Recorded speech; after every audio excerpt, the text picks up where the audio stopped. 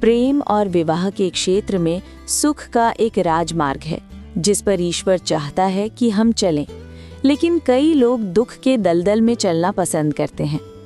इन विषयों से संबंधित मुद्दे स्पष्ट कर दिए गए हैं। अब चुनाव करना हमारा काम है। हम में से प्रत्येक अपने हृदय के एकांत में अकेले ईश्वर के सामने खड़ा होता है। आपके और ईश्वर के अलावा कोई नहीं जानता कि आप वहाँ क्या निर्णय लेते हैं, लेकिन आपके जीवन की प्रभावशीलता और सुख समृद्धि उन्हीं निर्णयों पर निर्भर करेगी। ईश्वर के मार्ग पर चलने के लिए एक कीमत चुकानी पड़ती है। हर कदम पर ईश्वर की आज्ञा का पालन करने की कीमत, क्योंकि सुख का मार्ग पवित्रता का मार्ग भी है। यशाया 35:8 और 10 देखें। परमेश्वर ने इस राजमार्ग के दोनों ओर बाड़ लगाई है और बाइबल हमें चेतावनी देती है कि जो कोई भी इन बाड़ों को तोड़कर आगे बढ़ेगा उसे एक सांप काट लेगा। सबोपदेशक 10:8 देखें। अदन के बाग में भी परमेश्वर ने एक वर्जित वृक्ष के चारों ओर बाड़ लगा दी थी, लेकिन शैतान ने हव्वा को उस वृक्ष के फल की सुंदरता दिखाई, उसे उसके फल खाने के लाभों के बारे में बताया और उसे आश्वासन दिया कि यदि वो उसे खाएगी तो उसे कोई परिणाम भुगतना नहीं पड़ेगा। इस प्रकार वो बहकावे में आकर बाड़ तोड़कर आगे बढ़ गई और तुरंत ही उस पुराने सांप शैतान के काटने का शिकार हो गई। ईश्वर ने यौन संबंध, प्रेम और विवाह के जिन वर्जित क्षेत्रों को प्रतिबंधित किया है, वे बाइबल में स्पष्ट रूप से दिखाए गए हैं और इस पुस्तक में भी स्पष्ट रूप से बताए गए हैं। लेकिन शैतान लाखों युवाओं और वृद्ध लोगों को ईश्वर के मार्ग से भटकाने, ईश्वर द्वारा निर्धारित सुरक्षा घेरे को तोड़ने के लिए लुभाने में सफल रहा है। ये लोग बहुत देर से ये जान पाते हैं कि आज भी सर्प का डंक उतना ही घातक है जितना हमारे पूर्वजों के समय में था। हमारी सुरक्षा परमेश्वर के वचन का कड़ाई से पालन करने में निहित है, परमेश्वर द्वारा स्वयं बनाई गई सीमाओं का सम्मान करने में। सावधान रहें, कहीं ऐसा ना हो कि बाद में आप पीड़ा और लज्जा में कराह उठें और कहीं काश मैंने आपकी बात सुनी होती, काश मैंने अपनी मनमानी न की होती, मैंने सलाह क्यों नहीं मानी, मैं इतना मूर्ख क्यों था, अब तो मुझे सार्वजनिक अपमान का सामना करना पड़ेगा। नीति प्रवचन 5:11-14 TLB। हम कभी भी परमेश्वर की अनदेखी करके नहीं बच सकते। गलतियों 6:7 TLB। कब छलक रहे हैं। दूसरी ओर काना में हुए विवाह से हमें परमेश्वर का आदर करने से मिलने वाले आशीर्वाद की झलक मिलती है। ये महत्वपूर्ण है कि एक विवाह में ही यीशु ने पहली बार अपनी महिमा प्रकट करने का निर्णय लिया। आज भी वो हर विवाह और हर शादी में अपनी महिमा प्रकट करना चाहते हैं।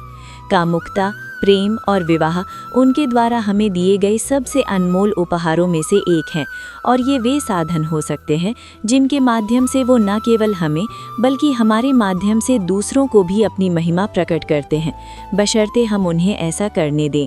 काना में शराब की कमी इस बात का संकेत है कि हर वैवाहिक जीवन में समस्याएं और ज़रूरतें उत्पन्न होंगी। ये समस्याएं अंततः पति पत्नी दोनों को निरंतर निराशा और हताशा की स्थिति में ले जा सकती हैं। लेकिन जब यीशु को वैवाहिक जीवन में सर्वोच्च स्थान दिया जाता है तो वे बहुत जल्द समस्याओं का समाधान करते हैं और ज़रूरतों को पूरा करते हैं, जैसा कि उन्होंने काना में किया था। घर में केवल मेहमान के रूप में क्रिस्ट को आमंत्रित करना पर्याप्त नहीं, उन्हें प्रभु होना चाहिए।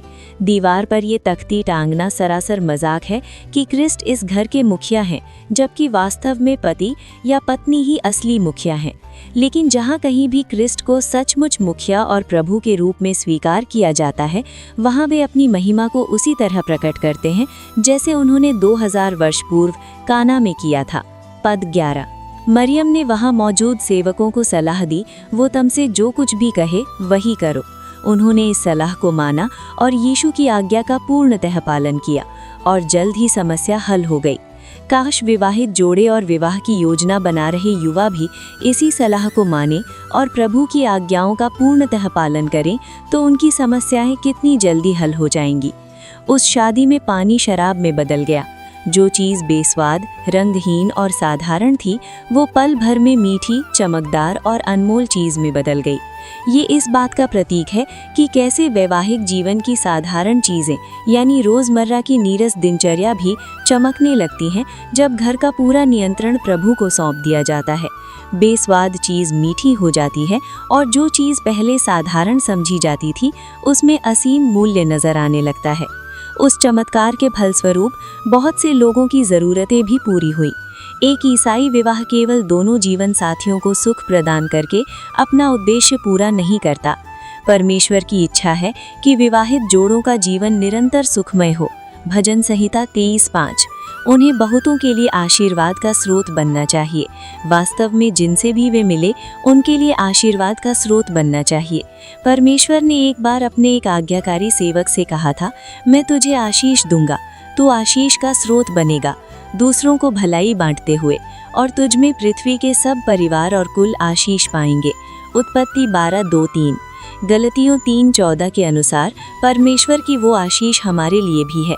विवाह में इससे बड़ा उद्देश्य और क्या हो सकता है।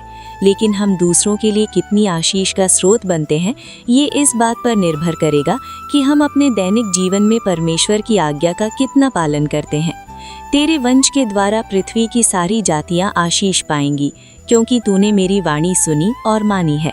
यहोवा ने अब्राहम से कहा। उत्पत्ति 22:18। काना में हुआ चमत्कार उन लोगों के लिए भी आशा का संदेश देता है जिन्होंने यौन संबंध, प्रेम और विवाह के क्षेत्र में गलतियां की हैं और असफल रहे हैं। जब काना में शराब असफल रही तो उन्होंने प्रभु की शरण ली और उन्होंने उन्हें निराश नहीं किया।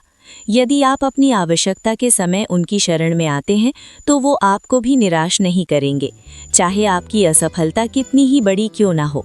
वे केवल इतना चाहते हैं कि आप अपनी आवश्यकता के प्रति ईमानदार रहें, जैसा कि काना के लोग थे, और उन्हें अपनी असफलता के बारे में बताएं। क्या आपने अपनी मूर्खता के कारण उस लड़की या उस लड़के के साथ हद से आगे बढ़ गए हैं? क्या आपने प्रेम के मामले में गलती की है, शायद अज्ञानता के कारण?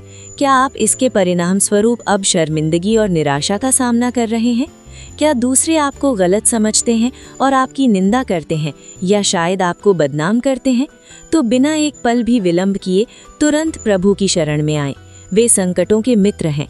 वे न केवल आपके पापों को क्षमा करने के लिए, बल्कि शैतान द्वारा आपके जीवन में मचाई गई गड़बड़ी को ठीक करने के लिए भी प्रतीक्षा कर रहे हैं। इन्हीं दो उद्देश्यों को पूरा करने के लिए प्रभु इस संसार में आए थे। 1 यूहन्ना 3:5-8। निराश न हो, क्योंकि आपके लिए भी आशा है। प्रभु ने काना में उस विवाह समारोह में हुई कमी को पूरा किया और वे आपके जीवन की हर कमी को पूरा कर सकते हैं। प्रभु ने काना में अपनी महिमा प्रकट की और वे आपके मामले में भी ऐसा कर सकते हैं। यदि आपको निराशा का सामना करना पड़ा है तो इस तथ्य से हौसला रखें कि ईसाई जीवन में सच्ची आशीष त्यागने से मिलती है, न कि पाने से। प्रेरितों 20:35। परमेश्वर आपके भले के लिए सब कुछ व्यवस्थित कर सकता है और अधूरी इच्छाओं के बावजूद उसकी महिमा के लिए परिपूर्ण जीवन जीने में आपकी मदद कर सकता है। आपका उद्देश्य यौन संबंध, प्रेम और विवाह के क्षेत्र में ईश्वर की महिमा करना होना चाहिए, और तब आपको इन क्षेत्रों में उनकी परिपूर्ण इच्छा से भटकने का कोई भय नहीं रहेगा। वे निश्चित रूप से आपको उस मार्ग पर ले जाएंगे जहां न तो शेर है और न ही हिंसक जानवर, बल्कि जहां जीवन के अंत तक ईश्वर की महिमा और भी अधिक चमकती है, उज्जवल और स्पष्ट होती जाती है। आप जीवन भर इसी स्वर्गीय मार्ग पर चलते रहें। आमीन।